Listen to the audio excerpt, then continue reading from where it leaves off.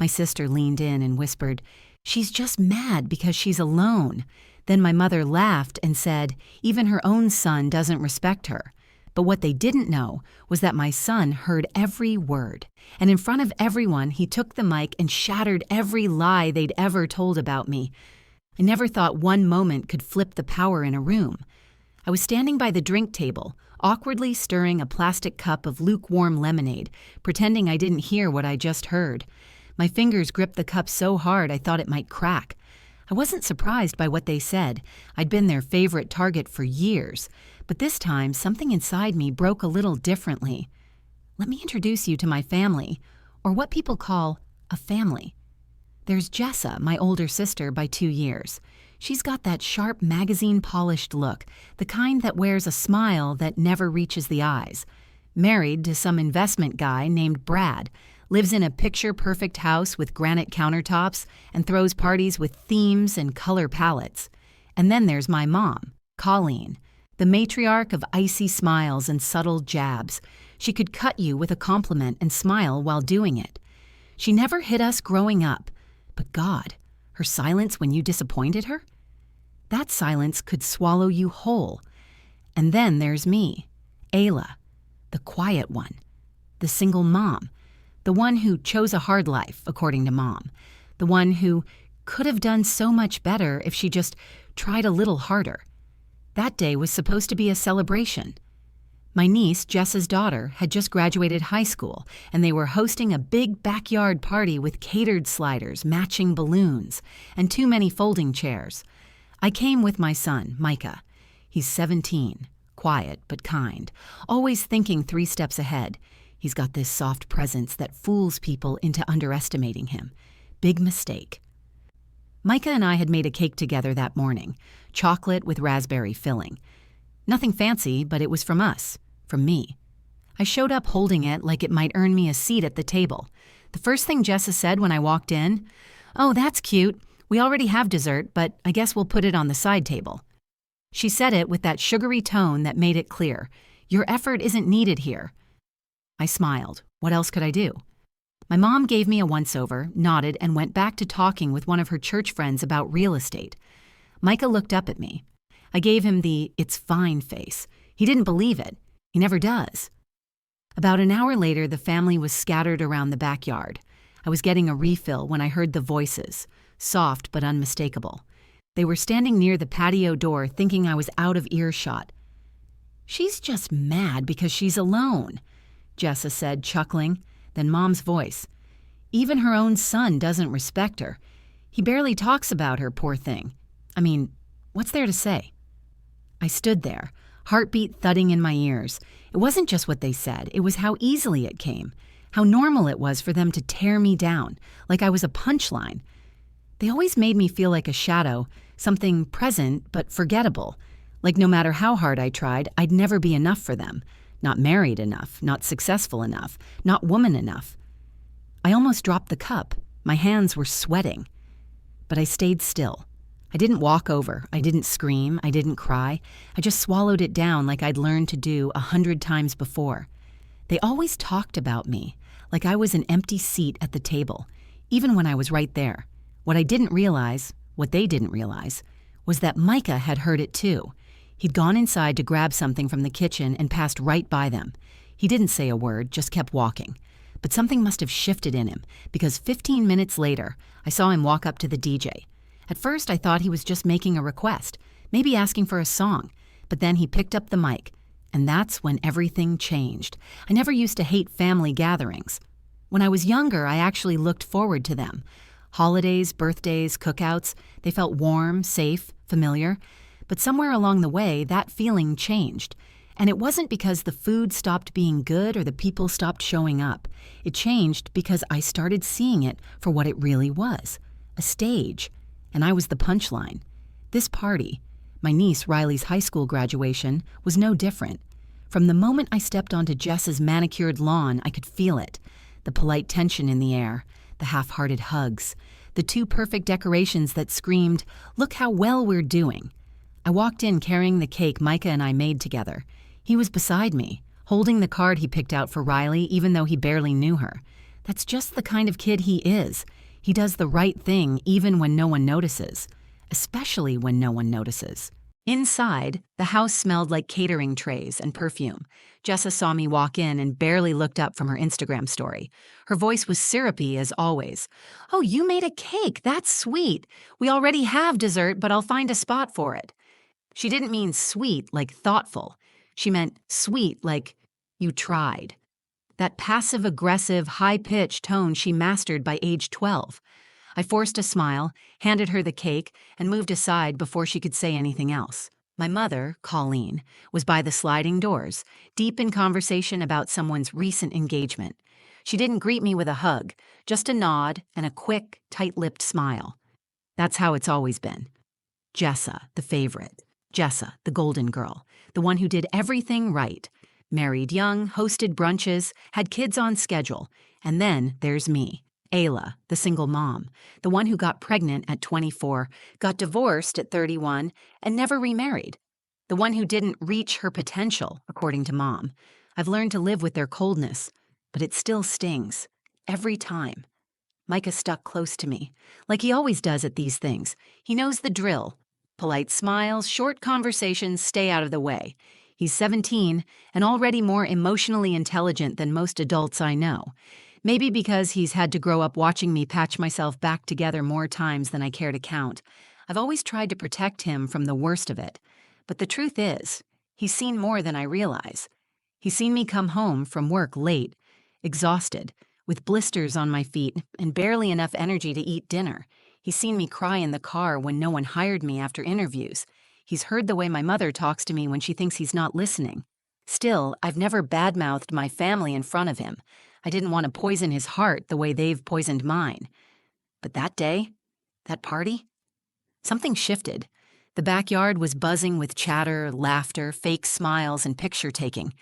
Jessa had rented one of those "congrats grad" photo backdrops and was pulling people in for family photos like she was shooting a Hallmark commercial. "Micah, go take a photo with Grandma," Jessa called out.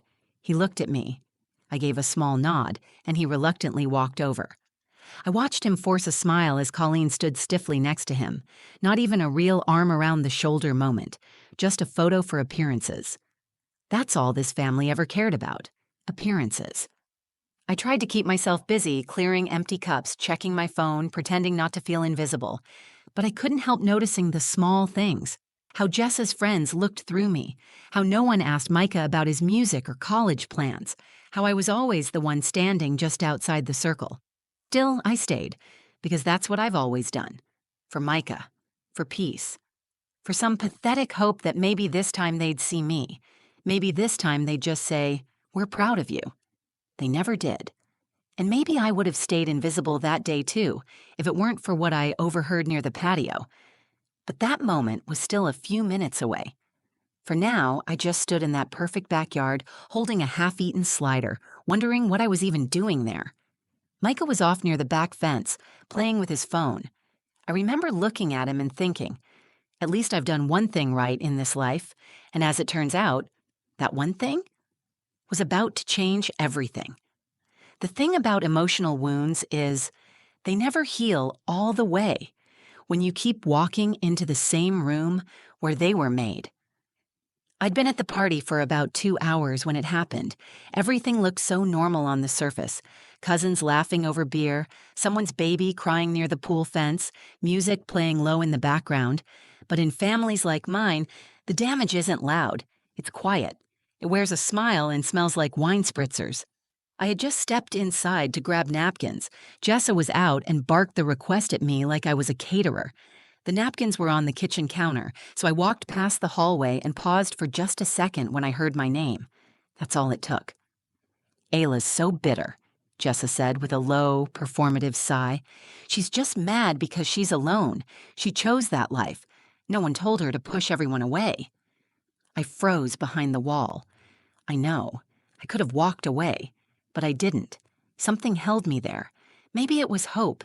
Maybe it was old habits. Then came my mother's voice. Cool, flat, dismissive, like it always is when she talks about me. "Even her own son doesn't respect her," she said with a dry laugh. "Micah never brings her up. You'd think she didn't even exist the way he talks. She's got no one but him, and even he doesn't seem proud of her." Laughter followed. Not loud, just soft, ugly chuckles that cut cleaner than any insult ever could.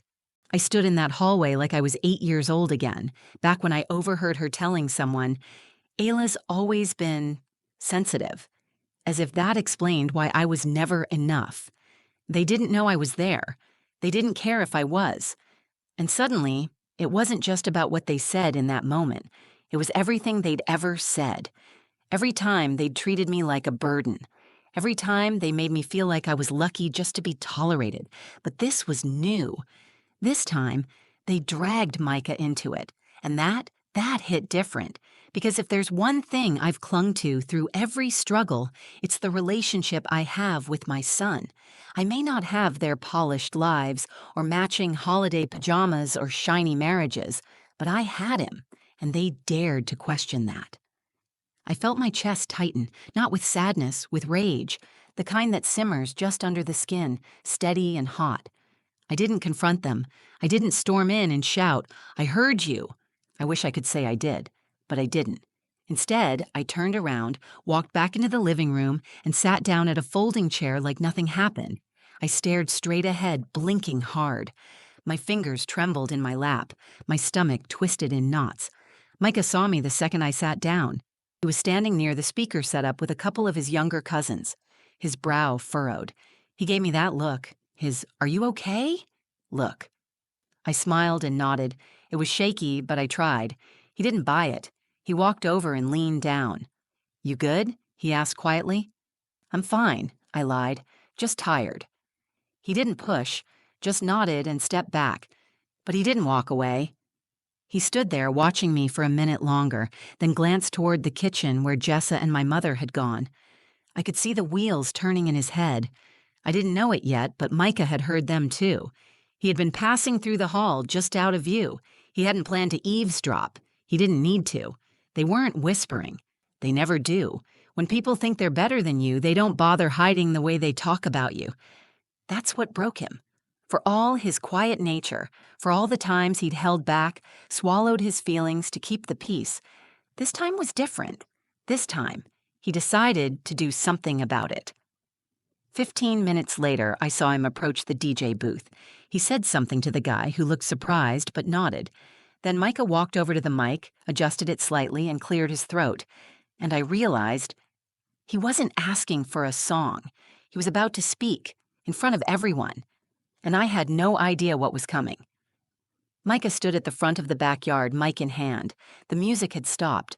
Conversations faded like someone turned down the volume on the entire world. Heads turned. My sister looked up from her wine. My mother paused mid-sentence. Even I didn't move at first. He cleared his throat. "Hey, sorry, can I just say something real quick?" He was nervous. I could hear it in his voice, cracking just slightly, eyes flicking around at the dozens of unfamiliar faces. Most of them were adults who'd known him since he was in diapers. None of them really knew him now. Jessa rolled her eyes and chuckled, like it was all so adorable. "Micah," she called, "if this is about that graduation card we forgot to read, we can—" He cut her off, gently but firmly. "It's not about that." That was the first moment I felt the shift. Something about the way he said it. It wasn't loud, it didn't need to be, but it silenced the yard. He glanced at me, just a flicker of eye contact. I was frozen in place, a paper plate still in my lap, heart pounding. "I just want to say something about my mom." And right there, I felt every molecule in the air change. He took a breath and held the mic a little closer.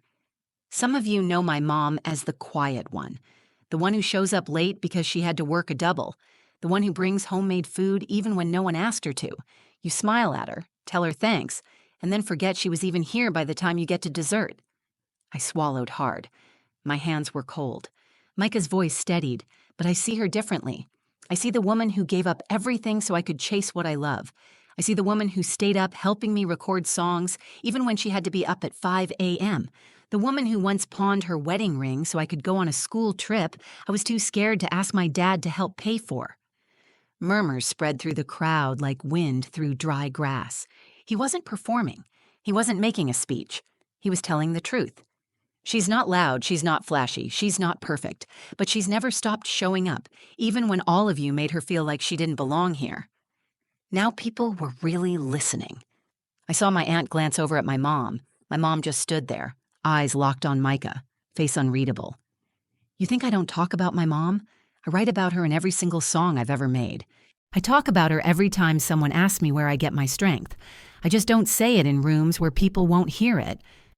The silence was deep now. No one shifted. No one whispered. Just a backyard full of people finally seeing something they'd refused to acknowledge. Then he said, I wrote this song for her, and I want you to hear why she's my hero. And with that, he nodded to the DJ who hit play. A soft instrumental track began, just piano and guitar, gentle and slow. Micah closed his eyes and started to sing. His voice wasn't polished. It wasn't theatrical. It was raw and real. The lyrics told the story of a woman who built her life from broken pieces, who smiled through exhaustion, who made a tiny apartment feel like a fortress. A woman who never asked to be admired, only remembered. A woman who was the quiet hero in a world too busy applauding the loud ones. I couldn't move. I couldn't breathe. He wasn't just singing. He was protecting me. Right there, in front of the very people who made me feel invisible. He made sure I was seen. When he finished the last line, he didn't say anything else. He just set the mic down on the table and walked straight over to me. No applause, just silence. He sat beside me, put his arm around my shoulder and whispered, I heard what they said, but you don't have to fight them. I'll do it for you. That's when I realized he wasn't just my son, he was my voice when I had none left. Micah's song ended with a long, aching note that seemed to hang in the air like the truth no one had been brave enough to say until now. And then, silence. Not the awkward kind. Not the kind where people shift in their chairs or nervously laugh or start clapping because they don't know what else to do. This silence was sacred. It was the kind of stillness that only comes when something real happens, when walls crack, and people realize they've been watching a different movie than the one you've been living all along. My son sat next to me, still and calm. His arm rested around my shoulder like it had always belonged there, like he knew I might break if he let go. I stared at the microphone where he'd stood just seconds ago. I still couldn't believe it. Not that he wrote the song, not that part. I've known for a long time that Micah has a soul that runs deeper than most adults. What I couldn't believe was that he chose me, in that moment in front of all of them, to honor. And make no mistake, he honored me. He didn't just defend me, he lifted me up. He saw everything I had tried to hide, the exhaustion, the sacrifices, the silent wounds, and he turned it into a tribute. I finally looked up, and what I saw stopped me cold. My mother, Colleen. For the first time in years, her face was unreadable, not disapproving, not smug, not amused. She looked small, like someone who'd just been caught peeking behind a curtain and finding something holy on the other side. She wasn't crying, but her mouth was tight. Her eyes were glassy. I locked eyes with her. We held it for a second, me and the woman who had never once told me I was enough, the woman whose approval I had chased for most of my life, and in that second I felt something I hadn't expected. I didn't need it anymore. I looked away. I scanned the yard. People weren't talking. Some had tears in their eyes. One of my uncles was gently wiping his glasses. A cousin I hadn't spoken to in years mouthed the word, wow. And then I saw Jessa. She had her arms crossed. Her lips were pressed into a thin line. For once, she didn't have a comeback. She wasn't smiling. She was just still, watching me, watching Micah, watching her narrative dissolve. The woman she'd mocked minutes ago had just been revealed as something more than a shadow. I wasn't the pathetic single mom who chose struggle. I was the reason her nephew could write a song that made a backyard full of people forget how to breathe. And for Jessa, That was worse than any confrontation. She didn't speak, not to me, not to Micah. She turned, picked up her wine, and walked back toward the kitchen. I didn't chase her. Micah leaned into me and whispered, "They needed to hear it, Mom." I nodded, finally able to breathe again. "Yeah," I said, "they did." A few people came up after, quietly, respectfully. My Aunt Sandy, who had always sided with Jessa in every family debate, looked like she had just swallowed a lump of guilt. That was something else, she said softly. "You raised a good man, Ayla." Others followed. A few hugs, some apologies disguised as compliments. I didn't know. "You've done so much." I guess we don't always see what's right in front of us. It was surreal, like stepping into a different version of my life. But the person whose words I had waited my whole life to hear didn't say a word. My mother stayed across the yard, unmoving. At one point, I thought she might walk toward me. She didn't, and that was okay, because something had shifted in me too. I didn't feel small anymore. I didn't feel desperate to be loved by people who never made space for who I really was. I felt full, because the only person whose respect I truly needed had just stood up, taken a mic, and told the world I was his hero, and that was more than enough. We left the party just as the sun was starting to dip behind the trees, casting long shadows across Jessa's perfect lawn. I didn't say goodbye to anyone. Micah carried the cake dish we brought, even though no one touched it, and I carried something I hadn't felt in years: peace. I remember the way the grass felt under my sandals, the weight of the silence between me and the people I used to bend over backward to impress. But that day, I didn't feel ashamed. I didn't feel invisible. I didn't feel like the extra chair at someone else's table. I felt like I had finally stood at the center of my own life, and I hadn't even been the one to speak. Micah didn't say much as we walked to the car. He opened the passenger door for me like he always does, then tossed the cake tray in the back seat and buckled up. I turned to him as I started the car and said, "You didn't have to do that." He looked over at me, eyes calm and steady. "Yeah, I did." There was no bravado in his voice, no smugness, just the quiet conviction of someone who had drawn a line in the sand and dared people to cross it. He didn't just defend me, he corrected the record. He took the version of me that they had twisted, diminished, and dismissed, and rebuilt it in front of them, word by word, note by note. And the thing that still takes my breath away, he never once asked for permission. He just did it. The next day, my phone buzzed with texts. A few cousins, an uncle, even Jess's husband, Brad, who I'd barely spoken to in years. He wrote, "Micah's performance was powerful. I think it made some people take a hard look at themselves. You've clearly done an incredible job." But you know who didn't text? Jessa, or my mother. And I'm not going to lie. There was a flicker of that old craving, that ache for acknowledgement, that voice whispering, "Maybe now they'll see you," but it faded fast because something had changed inside me. I used to need their validation like air. I twisted myself into shapes to fit into their idea of who I should be. I stayed quiet when they crossed lines, smiled when they were cruel, and convinced myself that maybe, just maybe, if I tried hard enough, they'd meet me halfway. They never did, but Micah did, without being asked, without being pushed, without needing a reason other than love. That's the part I come back to the most, not the silence that followed his song or the look on my mother's face or the absence of applause. What I remember most is Micah's voice, and not just the sound of it, but what it carried: truth, loyalty, pride. I used to think raising him alone was a weakness. I used to think people looked at me and saw failure, and maybe some of them did. But that song, that moment, proved something else. You can raise a whole human on love.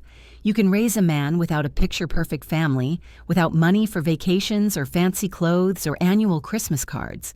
You can raise a man with one exhausted, determined mother and 1,000 unspoken prayers.